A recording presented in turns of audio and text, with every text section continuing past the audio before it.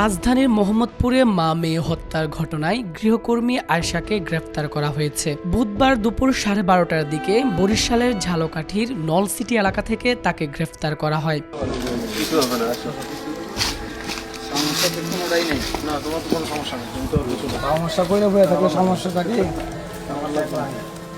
তেজগাঁও বিভাগের মোহাম্মদপুর জোনের সহকারী পুলিশ কমিশনার আব্দুল্লাহ আল মামুন বিষয়টি নিশ্চিত করেছেন গণমাধ্যমকে। ওই গৃহকর্মী নলসিটি এলাকায় তার এক আত্মীয়র বাসায় ছিলেন। তাকে জিজ্ঞাসাবাদ করার জন্য ঢাকায় আনা হচ্ছে। এর আগে সোমবার সকালে রাজধানীর মোহাম্মদপুরে নিজ বাসায় খুন হন মা লায়লা আফরোজ ও মেয়ে নাফিজা লাওয়াল বিনতে আজিজ।